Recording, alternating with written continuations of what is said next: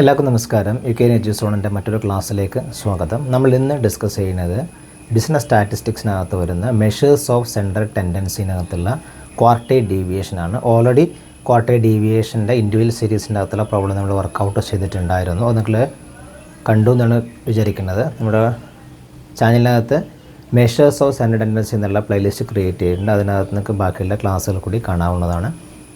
എല്ലാ ദിവസവും വൈകുന്നേരം 7 മണിക്ക് കൊമേഴ്സ് റിലേറ്റഡ് ക്ലാസ്സുകൾ ഷെയർ ചെയ്യുന്നുണ്ട്. നിങ്ങൾക്ക് ഇത് ഉപകാരമാകുന്നുണ്ടെങ്കിൽ ചാനൽ സബ്സ്ക്രൈബ് ചെയ്ത് സപ്പോർട്ട് ചെയ്യുമെന്ന് പ്രതീക്ഷിക്കുന്നു. അപ്പോൾ നമുക്ക് ഇന്നത്തെ ഭാഗത്തിലേക്ക് കിടക്കാം. ക്വാർട്ടൈൽ ഡീവിയേഷൻ്റെ കാൽക്കുലേഷൻ ഡിസ്ക്രീറ്റ് സീരീസിനകത്ത്. ഓക്കെ, ഡിസ്ക്രീറ്റ് സീരീസ് എന്ന് പറഞ്ഞാൽ സൈസ് അതുപോലെ തന്നെ അതിൻ്റെ ഫ്രീക്വൻസി കൂടിയുള്ള സീരീസാണ് ഡിസ്ക്രീറ്റ് സീരീസ് എന്നുള്ളത്. ഡിസ്ക്രീറ്റ് സീരീസിനകത്ത് ക്വാർട്ടൈൽ ഡീവിയേഷൻ കാൽക്കുലേറ്റ് ചെയ്യുന്നത് എങ്ങനെയാണ് നമ്മൾ നോക്കാൻ വേണ്ടി പോകുന്നത്. ക്വാർട്ടൈൽ ഡീവിയേഷനകത്ത് നമ്മൾ ആദ്യം എന്ത് ചെയ്യണം? Q1 വാല്യൂ കാൽക്കുലേറ്റ് ചെയ്യണം. നെക്സ്റ്റ് Q2 കാൽക്കുലേറ്റ് ചെയ്യണം. Q1 കാൽക്കുലേറ്റ് ചെയ്യുന്ന size of n+1 divide by 4th ഐറ്റമാണ് Q1 എന്നുള്ള. Q3 എന്നുള്ളത് size of n+1 divide by 4 into 3th ഐറ്റമാണെന്ത് Q3 എന്നുള്ളത്. ദെൻ ഇവിടെയുള്ള n എന്നുള്ള ശ്രദ്ധിക്കുക. n എന്ന് പറഞ്ഞാൽ സിഗ്മ എഫ് ആണ്. അതായത് ഫ്രീക്വൻസിയുടെ ടോട്ടലാണെന്ന് പറഞ്ഞാൽ n എന്നുള്ളത്. ക്വാർട്ടൈൽ ഡീവിയേഷൻ എന്ന് പറഞ്ഞാൽ Q3 - Q1 ഡിവൈഡ് ബൈ 2 ആണ് ക്വാർട്ടൈൽ ഡീവിയേഷൻ കാൽക്കുലേറ്റ് ചെയ്യുന്നുള്ള രീതി എന്നുള്ള. ഇനി ഇതുമായി ബന്ധപ്പെട്ടിട്ട് നമ്മളൊരു ക്വസ്റ്റ്യൻ ആണ് ഞാനിവിടെ എഴുതിയിട്ടുള്ളത്. ക്വാർട്ടൈൽ ഡീവിയേഷൻ കാൽക്കുലേറ്റ് ചെയ്യാനുള്ള സൈസ് ഉണ്ട്, അതുപോലെ തന്നെ ഫ്രീക്വൻസി ഉണ്ട്. ഇതിൽ നമ്മൾ Q1 കാൽക്കുലേറ്റ് ചെയ്യും, ദെൻ Q3 കാൽക്കുലേറ്റ് ചെയ്യും. അതിൻ്റെ അടിസ്ഥാനത്തിൽ n എന്ന് പറഞ്ഞാൽ എന്താണ്? ഈ ഫ്രീക്വൻസിയുടെ ടോട്ടലാണ് എന്ന് പറഞ്ഞാൽ n എന്നുള്ളത്. ഡിസ്ക്രീറ്റ് സീരീസിനകത്ത് n എന്ന് പറഞ്ഞാൽ ഫ്രീക്വൻസിയുടെ ടോട്ടലാണ്. ഇൻഡിവിജ്വൽ സീരീസിനകത്ത് നമ്മൾ എന്ത് ചെയ്യുന്നു? ഓരോന്നും എണ്ണിയിട്ട് എത്രയാണ് ടോട്ടലുള്ള നമ്പേഴ്സാണ്, നമ്പർ ഓഫ് ഐറ്റംസ് ആണ് എന്ത് n എന്നുള്ളത്. ഇനി Q3 - Q1 ഡിവൈഡ് ബൈ 2 ആണ് ക്വാർട്ടൈൽ ഡീവിയേഷൻ്റെ കാൽക്കുലേഷൻ എന്നുള്ളത്. ഇത് എന്താണ്? ഡിസ്ക്രീറ്റ് സീരീസിനകത്തുള്ള ക്വാർട്ടൈൽ ഡീവിയേഷൻ്റെ കാൽക്കുലേഷനാണ്. ഇനി നമ്മൾ കണ്ടിന്യൂസ് സീരീസിനകത്തുള്ള ക്വാർട്ടൈൽ ഡീവിയേഷൻ കൂടി പറഞ്ഞിട്ട് നമുക്കിതിനകത്തുള്ള ഈ പ്രോബ്ലം ചെയ്യാം. കാരണം ഇത് രണ്ടും ഒരേപോലെയുള്ളതാണ്. അപ്പോൾ ഇത് നമുക്കൊന്ന് ഡിസ്കസ് ചെയ്യാം. കണ്ടിന്യൂസ് സീരീസിനകത്തെന്ന് പറഞ്ഞാൽ ഒരു ക്ലാസ് ഉണ്ടാവും. ഫോർ എക്സാമ്പിൾ എന്താണ് 0, 10, 10, 20, അതുപോലെ തന്നെ ഫ്രീക്വൻസി ആയിട്ട് 4, 8 ഇങ്ങനെയുള്ള സീരീസാണത് കണ്ടിന്യൂസ് സീരീസ് എന്നുള്ളത്. ആ കണ്ടിന്യൂസ് സീരീസിനകത്ത് നമ്മൾ ക്വാർട്ടൈൽ ഡീവിയേഷൻ എങ്ങനെയാണ് കാൽക്കുലേറ്റ് ചെയ്യുന്നതെന്നാണ് നോക്കാൻ വേണ്ടി പോകുന്നത്. അതിൽ ആദ്യം Q1 വാല്യൂ കാൽക്കുലേറ്റ് ചെയ്യണം. Q1 എന്ന് പറഞ്ഞാൽ size of n divide by 4th ഐറ്റമാണ് Q1 എന്നുള്ളത്.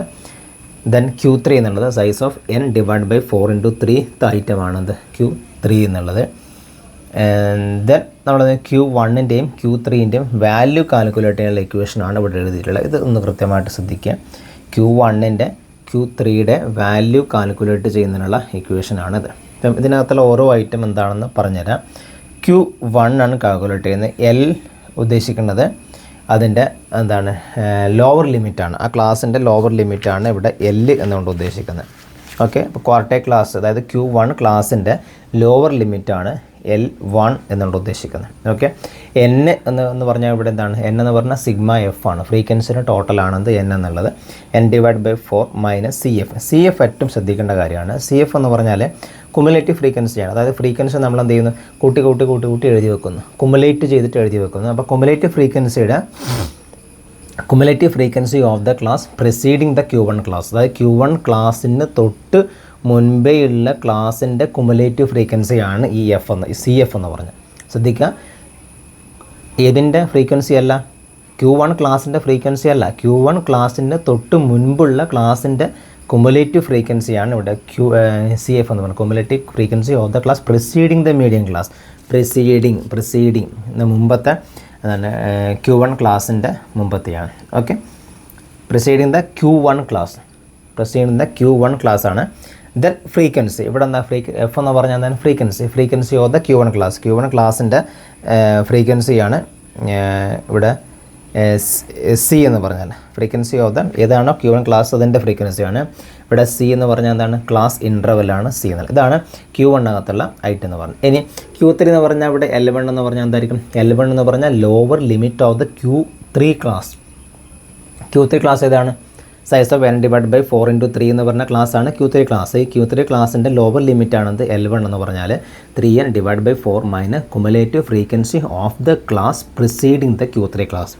Q3 ക്ലാസ്സിന് തൊട്ട് മുൻപത്തെ ക്ലാസ്സിൻ്റെ കുമുലേറ്റീവ് ഫ്രീക്വൻസിയാണത് CF എന്ന് പറഞ്ഞാൽ. F എന്ന് പറഞ്ഞാൽ എന്താണ്? Cumulative frequency of the Q3 class ആണ്. സി എന്ന് പറഞ്ഞാൽ ക്ലാസ് ഇൻ്റർവെല്ലാണെന്ന് പറഞ്ഞു. ഓക്കെ, അപ്പോൾ ഇങ്ങനെയാണ് കണ്ടിന്യൂസ് സീരീസിനകത്ത് നമ്മൾ എന്ത് ചെയ്യുന്നത്, Q1 വാല്യൂ എന്നുള്ളത് കാൽക്കുലേറ്റ് ചെയ്യുന്നത്. ഓക്കെ, നമുക്കത് ക്ലിയർ ആണെന്ന് വിചാരിക്കുന്നത്. ഇനി നമുക്ക് ഒരു പ്രോബ്ലം നമുക്ക് വർക്കൗട്ട് ചെയ്യാം. ആദ്യം ഡിസ്ക്രീറ്റ് സീരീസിനകത്തുള്ള പ്രോബ്ലം നമുക്ക് നോക്കാം. ഡിസ്ക്രീറ്റ് സീരീസിനകത്തുള്ള പ്രോബ്ലം ചെയ്ത് കഴിഞ്ഞിട്ട് കണ്ടിന്യൂസ് സീരീസിനകത്തുള്ള പ്രോബ്ലവും നമുക്ക് ചെയ്യാം. കണ്ടിന്യൂസ് സീരീസിനകത്ത് നമുക്ക് ചിലപ്പം ഡയറക്റ്റായിട്ട് ക്ലാസ് തരുന്ന രീതിയുണ്ട്, ചിലപ്പോൾ ചെറിയൊരു ഇൻഡയറക്റ്റ് ആയിട്ടുള്ള ചോദിക്കാനുള്ള ഒരു സാധ്യതയുണ്ട്. ഓക്കെ, ഇത് ഡിസ്ക്രീറ്റ് സീരീസിനകത്തുള്ള പ്രോബ്ലമാണ്. ഇവിടെ ക്വസ്റ്റ്യൻ എഴുതിയിട്ടുള്ള സൈസ് എന്ന് പറഞ്ഞാൽ 5, 8, 10, 12, 19, 20, 32, ലാസ്റ്റ് 32 ആണ്. ലാസ്റ്റ് നിങ്ങൾ കാണുന്നതെന്ന് വിചാരിക്കുന്നത്. ഫ്രീക്വൻസി 3, 10, 15, 20, 8, 7, 6 ആണ് ഫ്രീക്വൻസി എന്ന് പറഞ്ഞാൽ. ഓക്കെ, അപ്പോൾ നമുക്ക് എഴുതുന്നതിന് മുമ്പ് നമ്മൾ എന്തെങ്കിലും നമ്മൾ ആദ്യം ഈ രീതിയിൽ നമുക്കിതിനെ മാറ്റിയിട്ട് എഴുതണം. എക്സ് എന്ന് പറഞ്ഞാൽ എന്താണ്, എക്സ് 5, 8, 10, 12, 19, 20, 32. ഇനി ഇതെന്താണ്, ഫ്രീക്വൻസി അല്ലേ. എഫ് എന്ന് പറഞ്ഞാൽ 3, 10, 15, 20, 8, 7, 6. ഇതിൻ്റെ എഫ് നമുക്ക് ആവശ്യമുണ്ട്. ഇതിന് ടോട്ടൽ നമുക്ക് ആവശ്യമുണ്ട്. ടോട്ടൽ നിങ്ങൾ കൂട്ടി എഴുതി നോക്കുക.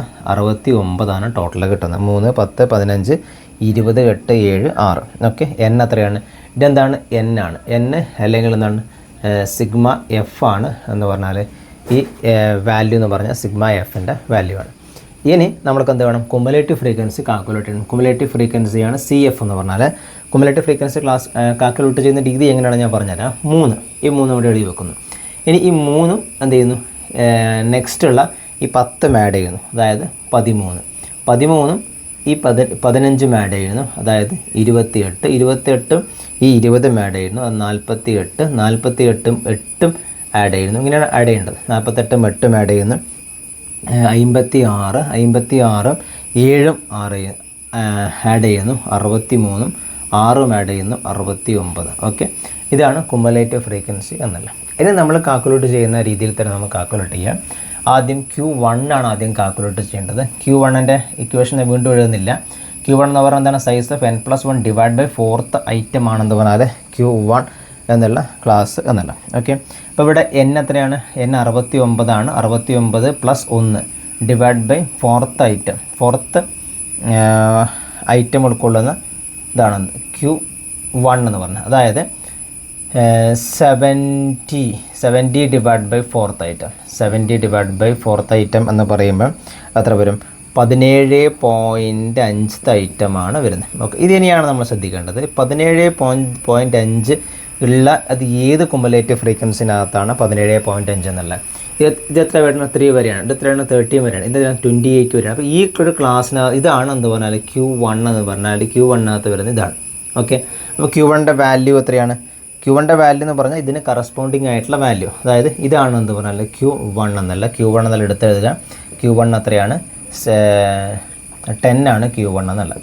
ഇനി അതേപോലെ തന്നെ Q3ൻ്റെ കാൽക്കുലേറ്റ് ചെയ്യുമ്പോൾ എന്താണ്, Q3ൻ്റെ നമ്മൾ ഓൾറെഡി പറഞ്ഞിട്ടുണ്ടായിരുന്നു. എന്താണ്, n+1 ഡിവൈഡഡ് ബൈ 4 × 3 ആണ്. 3th ഐറ്റമാണ് എന്ന് പറഞ്ഞാൽ Q3ൻ്റെ സൈസ് എന്ന് പറഞ്ഞാൽ. അപ്പം ഇതിന് എത്രയാണ്, 52.5 ആണ്. 52.5th ഐറ്റമാണ് വരുന്നത്. 52.5 എന്ന് പറയുമ്പം നമ്മൾ ശ്രദ്ധിക്കേണ്ട കാര്യം എന്ന് പറഞ്ഞാൽ ഇതാണ് 56 വരെ ഇതിനകത്ത് വരുന്നില്ല. അപ്പോൾ ഇതിന് കറസ്പോണ്ടിങ് ആയിട്ടുള്ള ഈ വാല്യൂ ആയിരിക്കും എന്ന് Q3 എന്നുള്ള. ഓക്കെ, 52.5 ആണ്. ഇവിടെ നിങ്ങൾ കുമുലേറ്റീവ് ഫ്രീക്വൻസി നോക്കുക. കുമുലേറ്റീവ് ഫ്രീക്വൻസി വരുന്ന 52.5 ഇതിനകത്താണ് വരിക. ഇത് ഈ ഒരു കുമുലേറ്റീവ് ഫ്രീക്വൻസിനകത്ത് ഉൾപ്പെടുന്നതാണ്. അപ്പോൾ ഈ 19 ആണ് ഇവിടുത്തെ Q3 എന്ന് പറഞ്ഞാൽ അത്രയായിരിക്കും. 19 ആണ് Q3 എന്നുള്ളത്. Okay, clear. എന്തെങ്കിലും ഡൗട്ട് ഉണ്ടെങ്കിൽ കമൻറ്റായിട്ട് ചോദിക്കാം. ഇനി നമ്മൾ എന്ത് ചെയ്യുന്നു, ഇതിൻ്റെ ക്വാർട്ടർ ഡീവിയേഷൻ കാൽക്കുലേറ്റ് ചെയ്യുന്നു. ക്വാർട്ടർ ഡീവിയേഷൻ കാൽക്കുലേറ്റ് ചെയ്യാനുള്ള ഇക്വേഷൻ നമുക്കറിയാം.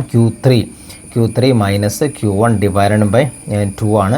Q3 നമുക്ക് ഓൾറെഡി കിട്ടിയിട്ടുണ്ട്. അത്രയാണ് 19 ആണ്. മൈനസ് 10 ഡിവൈഡഡ് ബൈ 2 എന്ന് പറയുമ്പം അത്ര കിട്ടും 4.5 എന്നുള്ളതാണത് ക്വാർട്ടർ ഡീവിയേഷൻ എന്നുള്ളത്. ഓക്കെ, നമുക്ക് വളരെ എളുപ്പത്തിൽ ചെയ്യാൻ പറ്റുന്ന ഒരു പ്രോബ്ലമാണ് ഡിസ്ക്രീറ്റ് സീരീസിനകത്തുള്ള ഈ ക്വാർട്ടർ ഡീവിയേഷൻ്റെ ഈ ഒരു ഭാഗം എന്നുള്ളത്.